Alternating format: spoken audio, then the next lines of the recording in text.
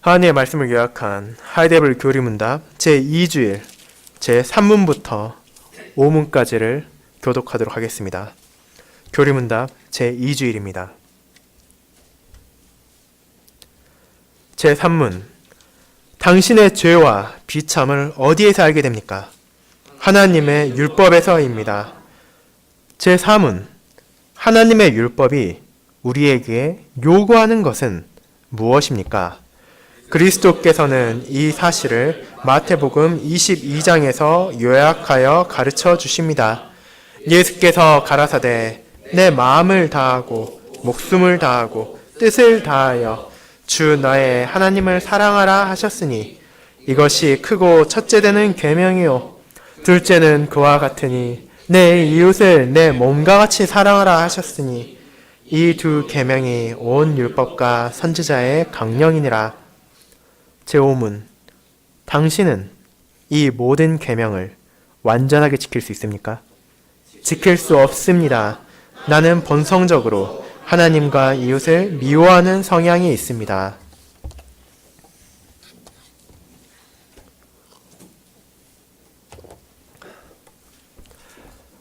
사랑하는 주 예수 그리스도 안에 있는 형제 자매님들, 많은 사람들은 법이라는 얘기가 나오면 불편해하는 경향이 있습니다.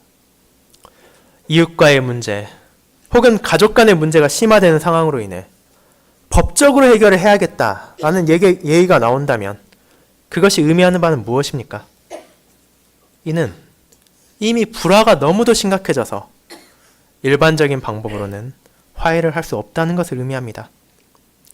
또한 일단 법정으로 가게 되어 법으로 자신의 행위를 들춰보면 누구도 완벽할 수 없으며 자신의 악함이 드러나고 온 천하에 이런 것이 공개될 때도 있습니다.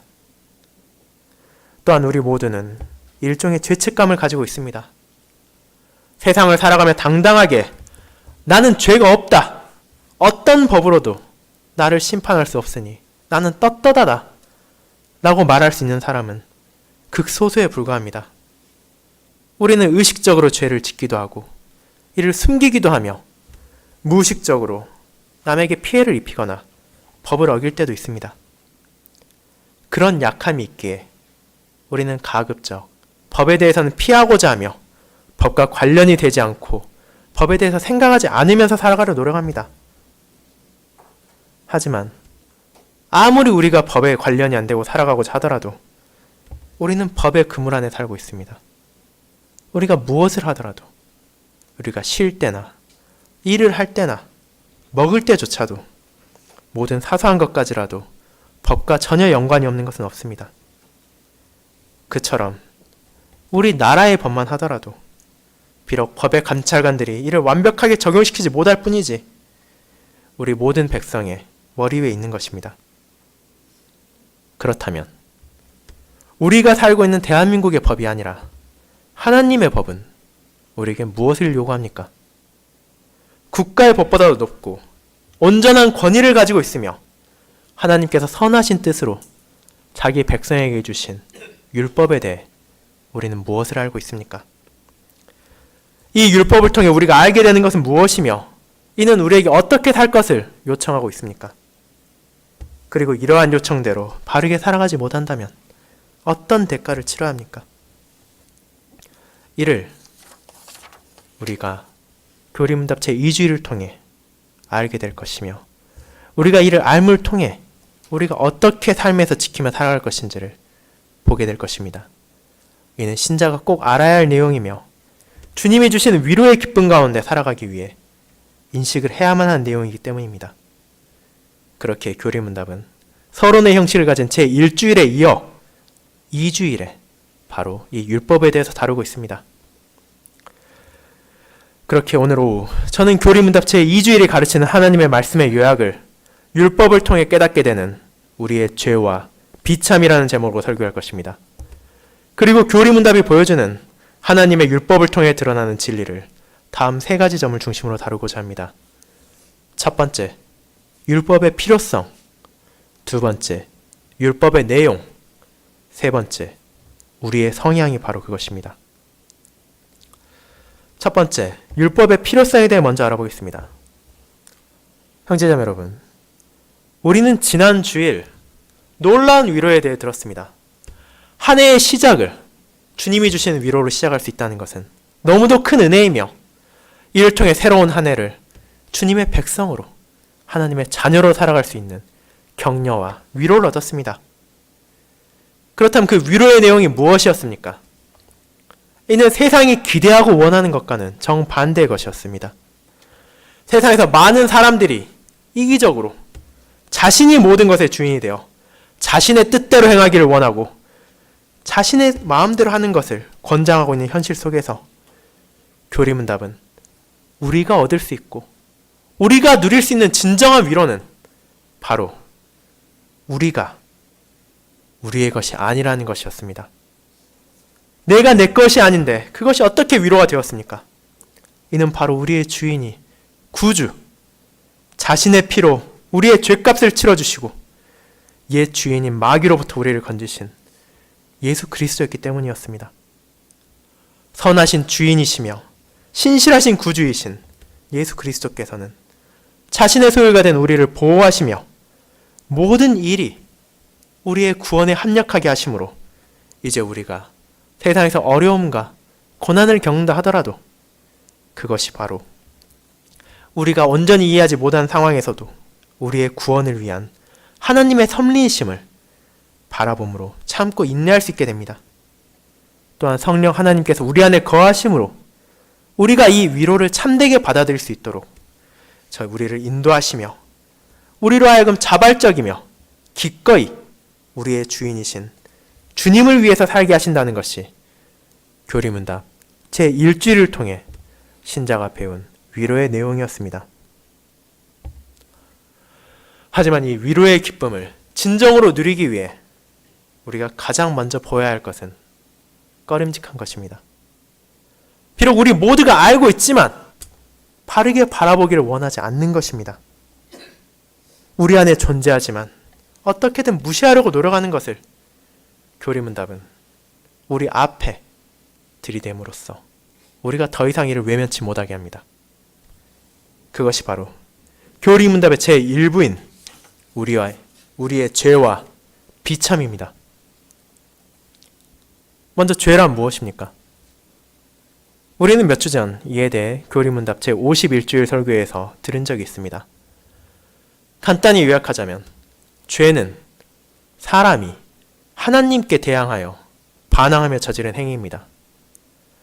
하나님께서 인간을 선하게 그분의 형상대로 창조하셨음에도 불구하고 아담과 하와가 주님의 뜻을 거스르고 선악과를 먹음으로 시작하여 모든 인간들은 첫 조상인 그들의 죄를 원죄로서 가지게 되었습니다. 하지만 그것이 우리의 죄의 끝이 아니었습니다. 우리는 하나님의 뜻을 바르게 실천하지 못하는 무능력함으로 인해 연약함의 죄를 지을 뿐 아니라 하나님의 명령을 고의적으로 어기며 기뻐함으로써 악함의 죄를 쌓아갑니다. 이처럼 우리들이 스스로 짓는 죄, 자범죄 역시 우리 안에 존재합니다. 그러한 죄인들에게 하나님께서는 비참이라는 형벌을 주셨습니다. 사람의 반역에 대해 부과하신 형벌인 비참이 인류에게만이 아니라 온 세상에 존재합니다. 그리고 이는 우리의 영적이며 육적인 죽음에서 극단적으로 드러납니다. 하나님을 미워함으로 영적으로 죽어가며 병과 고통, 육신의 나약함으로 인해 육체적으로 죽어갑니다. 우리가 사소하게 생각하며 당연하다고 받아들이는 것 중 수많은 것들이 실제로는 죄에 대한 비참의 결과인 것입니다. 그렇다면 이러한 죄와 비참을 우리는 어떻게 알 수 있습니까? 어쩌면 개인의 양심에 따라 이를 알 수 있다고 생각하는 사람들이 있을지 모릅니다. 어떤 일을 행하고 나서 양심의 가책을 받는다면 그것이 잘못된 것이니 죄이고, 그 일을 행했음에도 불구하고 아무런 꺼림칙한 것이 없다면 이것은 죄가 아니라고 생각하는 사람들이 있을 수 있습니다. 분명 하나님께서는 타락한 인류에게도 어느 정도 선과 악을 구별할 수 있도록 하심으로 이 사회를 유지할 수 있도록 하셨지만 우리의 양심은 완전하지 못합니다. 또한 나라의 기준 역시 온전하지 못합니다. 어느 나라에서는 범죄인 것이 다른 나라에서는 아닌 것이 될 수도 있으며 지역에 따라 개인의 기준에 따라 죄를 구별하는 것이 달라지는 것이 이 세상입니다. 그렇기에 나라의 법 역시 죄에 대해 절대적인 기준이 될 수 없으며 인간의 양심 역시도 죄를 완벽하게 드러내기에는 부족합니다. 세상의 모든 것이 타락하였기에 이 세상의 것으로는 진정한 죄를 바르게 할 수 없습니다. 그러한 우리에게 오늘 읽은 본문을 통해 사도 바울은 어디에서 우리가 죄에 대해 알 수 있는가를 알려줍니다. 이는 바로 율법입니다. 그는 다음과 같이 말했습니다. 그런즉 우리가 무슨 말을 하리요? 율법이 죄냐? 그럴 수 없느니라. 율법으로 말미암지 않고는 내가 죄를 알지 못하였으니 곧 율법이 탐내지 말라 하지 아니하였더라면 내가 탐심을 알지 못하였으리라. 로마서 7장 7절 말씀입니다. 우리가 진정으로 죄를 깨달을 수 있는 것은 바로 율법을 통해서입니다. 율법은 우리가 얼마나 큰 죄인인지를 깨닫게 합니다. 율법이 없었더라면 우리는 세상이 흘러가는 대로 살아갔을지 모릅니다. 모두가 악에 빠져들었기에 악에 묻혀 살아간다는 것이 잘못인지도 모르고 그저 하루하루를 살아가며 세상과 하나가 되어 멸망을 향해 기뻐하며 나아갈 것입니다. 모든 사람이 비정상인 곳에서 정상인 사람이 비정상이 되는 것처럼 세상이 타락하고 악했기에 그러한 세상 속에서 바르게 죄를 인식하고 바르게 죄를 바라볼 수 있다는 것은 결코 개인의 능력만으로 될 수 있는 것이 아닙니다. 그렇기에 그러한 우리를 불쌍히 여기셔서 하나님께서는 율법을 주셨습니다. 그래서 율법은 죄가 아니며 하나님께서 드러내신 은혜의 증거입니다. 동시에 우리는 이 율법을 통해 비참을 깨달을 수 있습니다. 죄와 마찬가지로 비참 역시 많은 사람들은 다른 방식을 통해 할 수 있다고 생각합니다. 타락함으로 죄 속에 살아가는 인간의 삶이 얼마나 악한지는 우리가 하루만 신문을 보거나 뉴스를 본다면 쉽게 확인할 수 있습니다. 살인, 폭력, 욕설, 강간, 투기와 죽임이 끊이질 않습니다. 지금 우리가 예배를 드리고 있는 순간에도 어디선가 누군가는 죄로 인한 비참을 경험하고 있을 것이며 이러한 비참의 연쇄는 결코 멈추지 않을 것입니다. 하지만 우리가 세상을 통해 알게 되는 이러한 비참조차도 우리에게 진정한 비참이 무엇인지를 알려주기에는 부족합니다. 이러한 모든 범죄들과 병, 죽음 같은 것을 통해 우리는 비참함이 있다는 것을 분명히 알게 되나 그 원인까지 알 수는 없기 때문입니다. 그렇기에 우리의 비참함을 알게 되는 것은 바로 율법을 통해서입니다. 율법을 통해 우리의 죄를 인정함으로 우리는 죄의 결과인 비참을 바라볼 수 있습니다. 율법의 각 구절구절들은 우리가 얼마나 비참해졌는가를 잊지 못하도록 만듭니다. 그렇다면 우리는 율법을 통해 이러한 죄와 비참을 어떻게 바라볼 수 있습니까? 이는 율법의 각 계명들을 살펴볼 때 명백하게 드러납니다. 하나님의 언약의 말씀을 처음부터 끝까지 우리가 읽을 때마다 우리는 죄와 비참을 인식해야 합니다. 매주 주일 오전 우리가 이를 낭독할 때마다 우리는 이를 알게 됩니다. 첫 번째 계명으로부터 시작하여 10번째 계명까지 모든 것을 통해 우리는 이 중 하나도 온전히 지키지 못했음을 고백합니다. 예를 들어 첫 번째 계명만을 잠깐 생각해 보도록 합시다. 하나님만을 신뢰하며 그분께만 복종하며 그분으로부터 모든 선을 기대하며 전심으로 하나님을 사랑하고 두려워하며 존경하며 저는 여러분은 살았습니까? 정말로 전심으로 그분을 사랑함으로 하나님의 뜻을 거스르는 지극히 작은 일을 행하는 대신 모든 피조물을 포기하겠다는 그러한 자세를 세상이 증거했습니까? 우리는 그러한 순종을 보이지 못했습니다. 그리고 그러한 순종을 연약함으로 인해 보이지 않으며 우리의 악함으로 인해 고의적으로 거스름으로 우리 자신이 죄인이라는 사실을 인정할 수밖에 없게 됩니다. 하지만 동시에 이는 우리의 비참을 보여줍니다. 이 비참이 어떤 방식으로 드러납니까? 이는 바로 인간이 이 모든 계명을 온전히 지키며 순종하며 살아갈 수 있었다는 것을 보여줌으로 보여집니다. 아담과 하와가 선악과를 먹음으로 하나님의 뜻을 거역하고 자신들의 죄로 인한 타락에 빠지기 전 그들에게는 율법이 없었습니다. 그들에게는 율법이 필요 없었습니다. 아담과 하와는 온전하게 창조되었으며 하나님의 형상에 따라 만들어졌기에 진정으로 하나님과 함께 교제를 누리며 이 땅에서 그분만을 섬기며 그분께만 영광을 돌리며 영원한 복 가운데 살고 있었습니다. 하지만 타락 이후 인간이 어떻게 되었습니까? 더 이상 이 모든 계명을 온전히 지킬 수 없게 되었습니다. 우리가 마땅히 해야만 하며 할 수 있었던 것이 이제 더 이상 마땅하지도 않게 되었으며 할 수도 없게 되었습니다. 그렇게 율법을 통해 우리는 비참함을 보게 됩니다.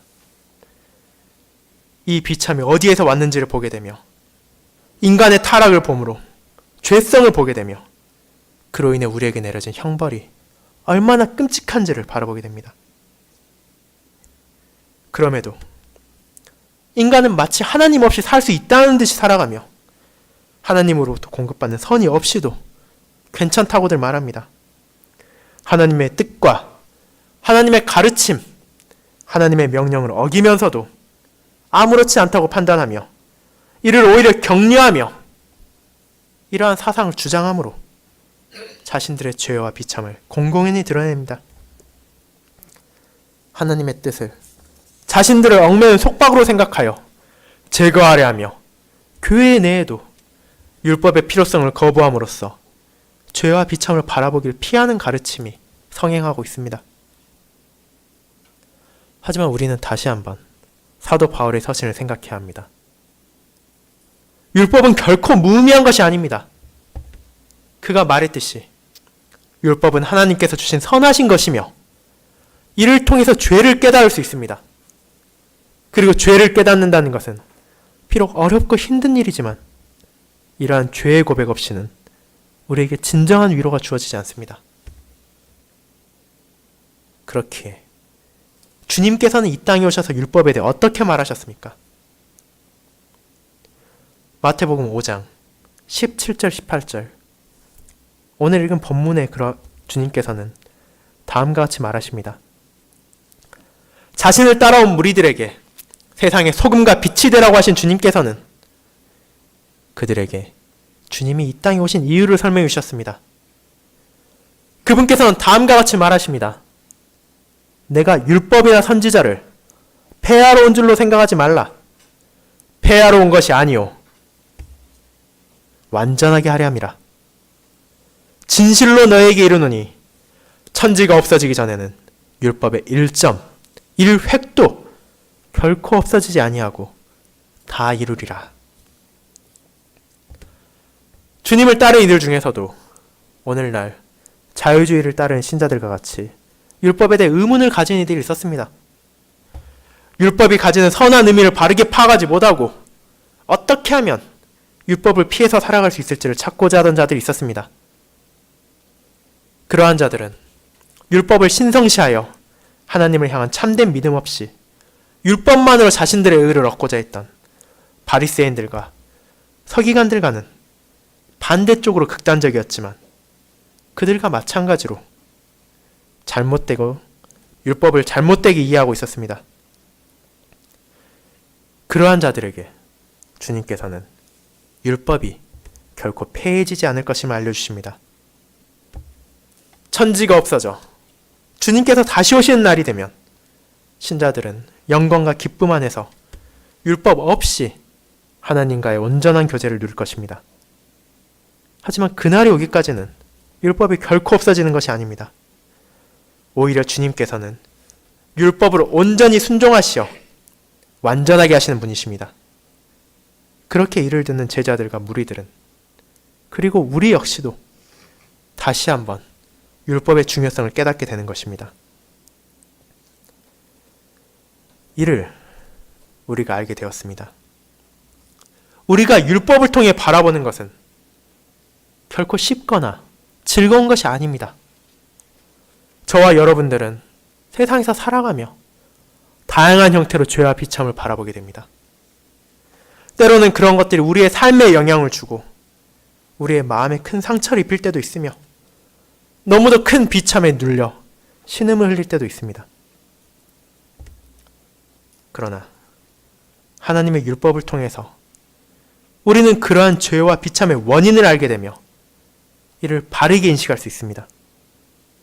자신의 죄와 비참을 인정할 수 있게 됩니다.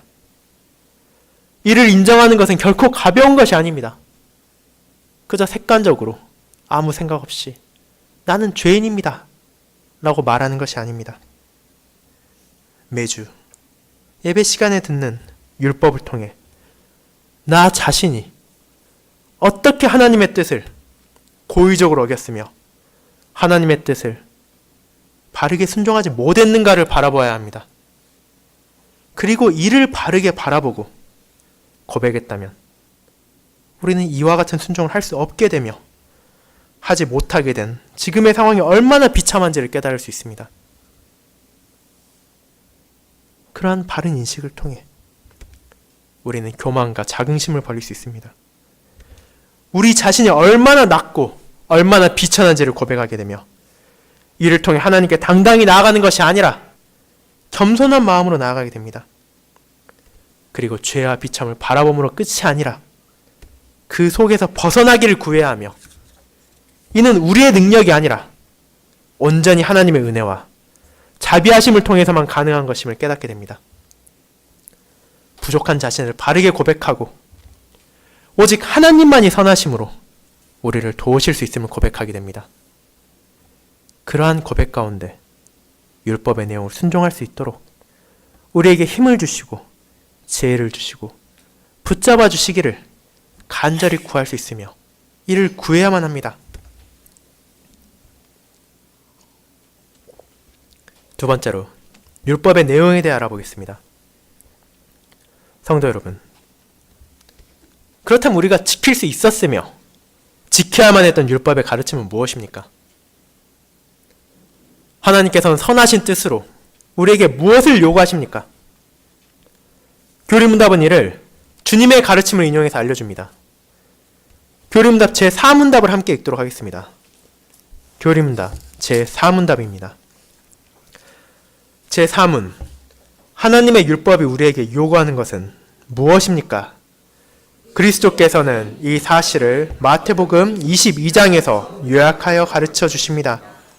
예수께서 가라사대 내 마음을 다하고 목숨을 다하고 뜻을 다하여 주 너의 하나님을 사랑하라 하셨으니 이것이 크고 첫째 되면 계명이요 둘째는 그와 같으니 내 이웃을 내 몸과 같이 사랑하라 하셨으니 이 두 계명이 온 율법과 선지자의 강령이니라.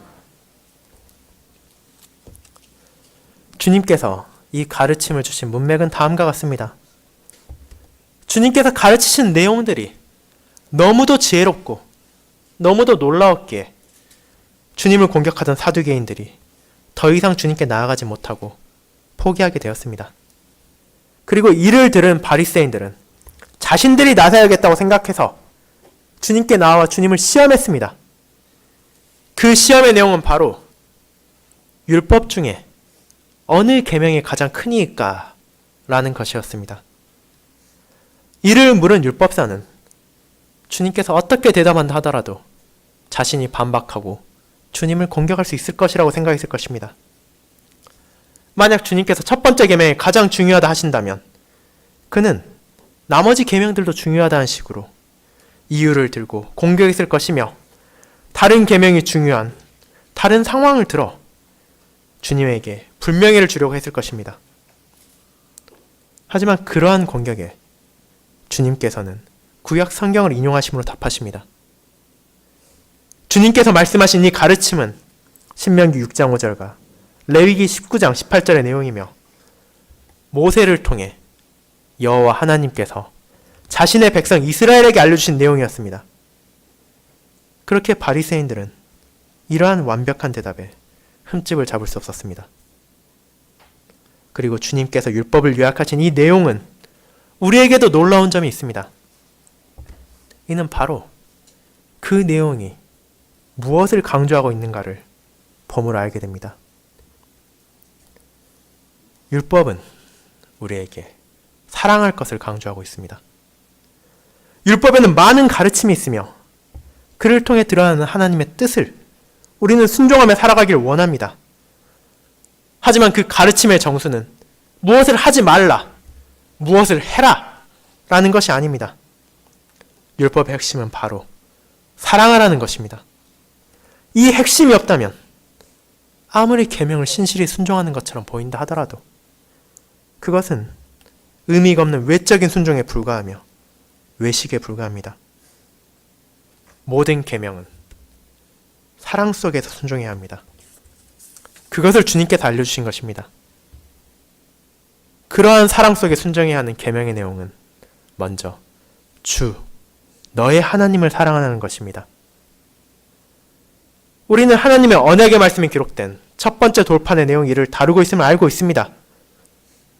구체적으로 첫 번째부터 네 번째 계명까지가 우리의 주이신 여호와 하나님을 어떻게 사랑해야 하는 것인가를 가르치고 있는 것입니다. 우리에게 자신을 알리시고 은혜를 베푸시며 우리가 섬겨야 할 하나님을 사랑하기에 그에 필요한 것들을 우리는 이 계명을 통해 배우는 것입니다. 하지만 이러한 계명을 바라볼 때 우리는 때때로 우리 자신이 계명들을 제법 잘 순종하고 있지 않나 생각할 수도 있습니다. 우리의 삶을 돌아보십시오. 우리가 하나님 외에 다른 신들을 섬깁니까? 우리가 우상을 만듭니까? 우리가 하나님의 이름을 망령되게 씁니까? 주일이 되면 교회에 나와 예배를 드리지 않습니까?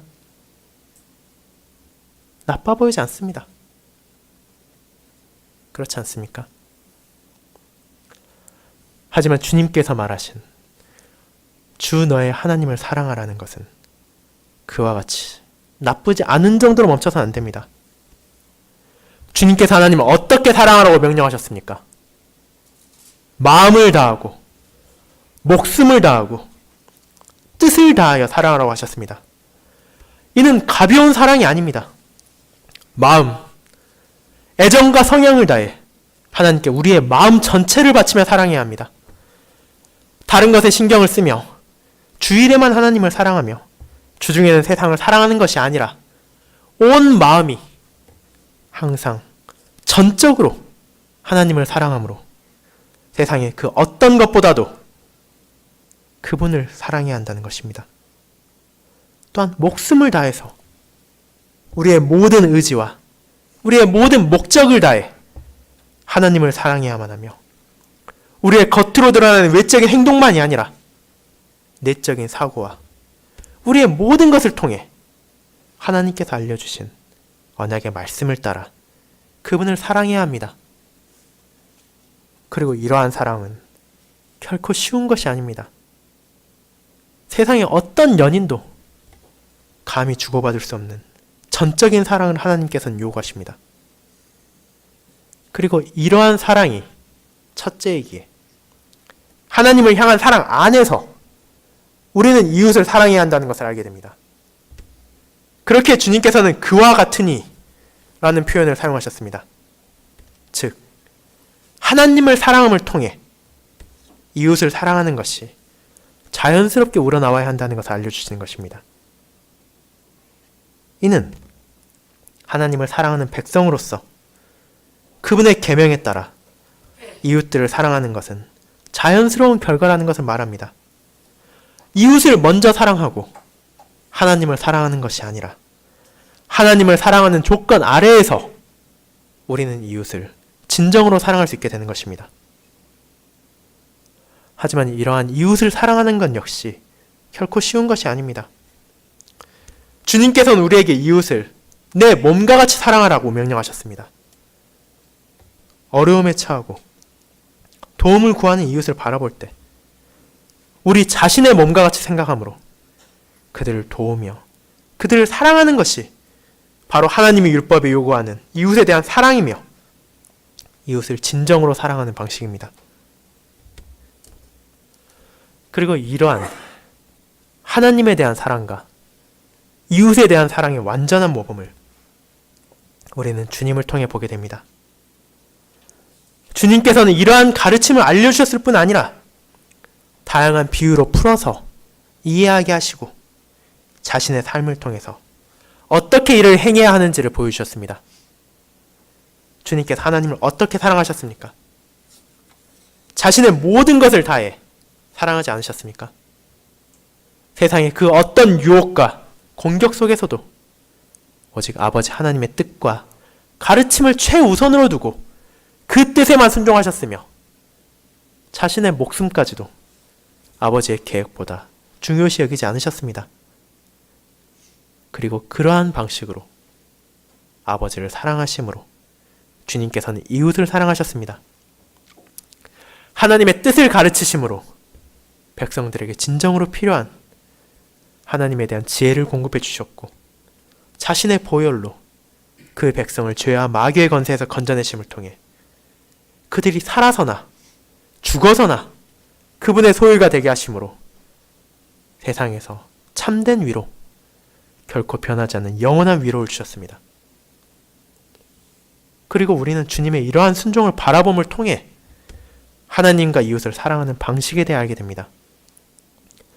우리 자신의 기준으로 하나님을 사랑하며 우리 마음대로 이웃을 사랑하는 것이 아니라 오직 하나님의 뜻에 따라 그분을 사랑하며 하나님께 영광을 돌리며 하나님을 향해 예배를 드려야 함을 알게 됩니다.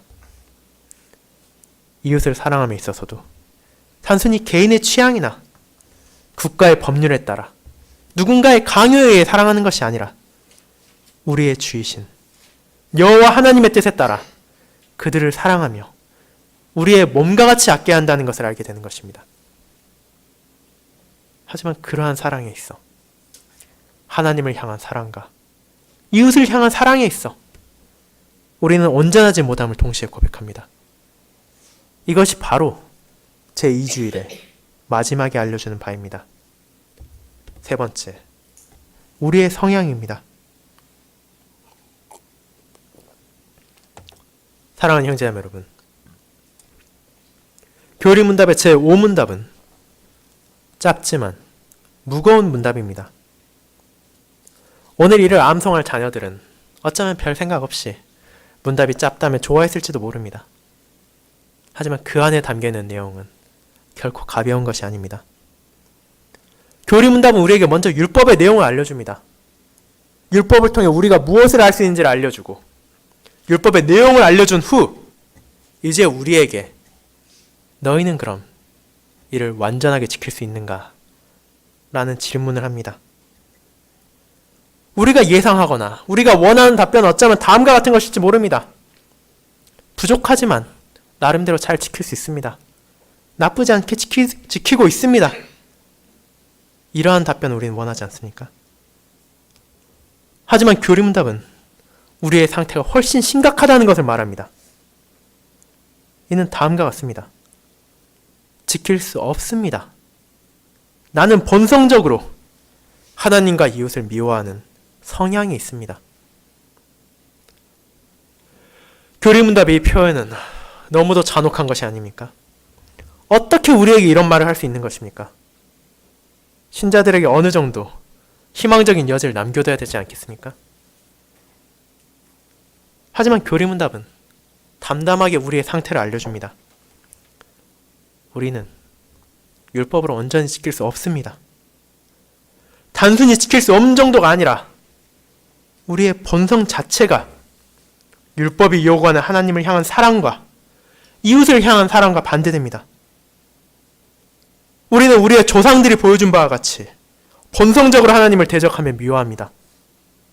그분의 가르침을 부정하며 그분의 뜻을 무시하며 그분께로 돌아가야 할 영광을 가로채려 합니다. 또한 이웃을 자신의 몸과 같이 사랑하기는커녕 이웃을 질시하며 이웃의 것을 원하며 그들을 깎아내림으로 자신을 높이고자 하는 성향이 있습니다. 우리는 어린 아이들만 봐도 이러한 본성을 알 수 있습니다. 너무나 귀엽고 순수한 것처럼 보이는 아이들이 장난감이나 먹을 것에 대해 어떤 반응을 보여줍니까? 자기가 가지고 싶은 것이 있으면 그것이 남의 것임을 알면서도 떼를 쓰며 울며 달라고 하고, 먹고 싶은 것이 있으면 부모의 제지도 뿌리치며 먹으려 하지 않습니까? 이는 너무도 단편적인 예에 불과하지만 이를 통해 우리는 본성의 악함을 바라보게 됩니다. 그리고 우리들, 성인들 역시 실제로는 그와 마찬가지라는 것을 부인할 수 없습니다. 하나님을 바르게 섬기기보다는 세상의 물질에 집착하고 이웃을 내 몸과 같이 사랑하기보다는 어떻게든 자신의 욕망부터 먼저 채우고자 하는 성향이 우리 안에 있습니다. 그리고 그러한 본성을 요약한 것이 바로 교리문답이 말하는 대로 하나님과 이웃을 미워하는 것입니다. 단순히 사랑하지 않는다, 사랑이 부족하다 정도가 아니라 미워한다는 것입니다. 우리에게 율법을 주심으로 우리의 죄와 비참을 깨닫게 하신 하나님의 은혜에도 불구하고 우리는 그 율법의 가르침을 온전히 지키지 못하며 우리의 악한 본성과 싸워야 한다는 것을 우리는 교리문답을 통해 알게 됩니다. 하지만 우리의 주님 예수 그리스도께서는 두 번째 아담으로 이 땅에 내려오셨습니다. 첫 번째 아담이 죄에 빠져 모든 후손들이 원죄에 빠지게 되었지만 두 번째 아담으로 오신 주님께서는 율법을 완성하시고 온전히 지키심으로 율법이 진정으로 가르치는 하나님과 이웃에 대한 사랑을 우리에게 보여주셨습니다. 그리고 그분께서 죽을 때까지 이를 순종하셨으며 그분의 순종을 부족하고 죄악된 자신의 백성들에게 전해주셨습니다. 사랑하는 성도 여러분, 그렇기에 우리는 죄와 비참을 고백하지만 동시에 주님의 순종을 보게 됩니다. 우리는 율법을 온전히 지킬 수 없습니다. 하나님을 온전히 사랑하지 못하므로 이웃 또한 온전히 사랑하지 못하며 자신의 욕망과 육체의 소욕에 휘둘리며 하루하루 죄와 싸워나가는 비참한 존재입니다. 우리 자신의 능력으로는 하나님의 준엄하신 공의 앞에 처벌을 피할 수가 없습니다. 하지만 그러한 우리에게 주님께서는 자신의 순종을 전가해 주셨습니다. 우리의 죄악을, 우리의 더럽고 우리의 피와 같은 죄를 자신의 의로 덮으시고 우리를 깨끗하게 하심으로 이제 우리로 하여금 아버지 하나님께 나아갈 수 있도록 하셨습니다. 우리에게 성령 하나님을 보내심으로 율법의 진정한 의미를 깨닫고 하나님과 이웃을 사랑할 수 있도록 하셨습니다. 비록 이 땅의 삶에서 우리가 여전히 본성과 싸우며 온전한 순종을 하기에는 부족함에도 불구하고 우리가 그 길 안에서 순종의 한 걸음을 내걸으며 주님이 오시는 그날까지 패배하지 않도록 지켜주십니다. 그리고 이것이 바로 우리가 참된 위로의 기쁨 안에서 살고 죽기 위해 가장 먼저 알아야 하는 것입니다.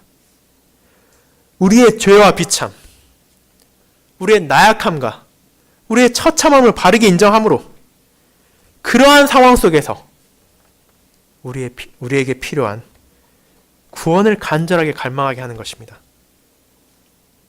이는 비록 우리에게 슬프고 어려움과 즐겁지 않은 것을 가져오지만 이를 통해 우리는 진정한 위로를 바라보게 되며 하나님의 크신 은혜를 경험하게 됩니다.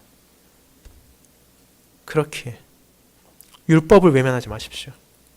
율법을 바라보시고 그를 통해 깨닫게 되는 죄와 비참을 인정하십시오. 이를 통해 하나님께서는 우리에게 진정한 구원의 필요성이 있다는 것을 깨닫게 하십니다. 이번 한 주 자신의 죄를 미워하며 하나님을 사랑하며 이웃을 사랑하는 시간을 보내시길 바랍니다. 성령 하나님께서 그러한 우리를 격려하시며 우리의 본성과의 싸움에서 패배하지 않도록 지켜주실 것입니다. 아멘.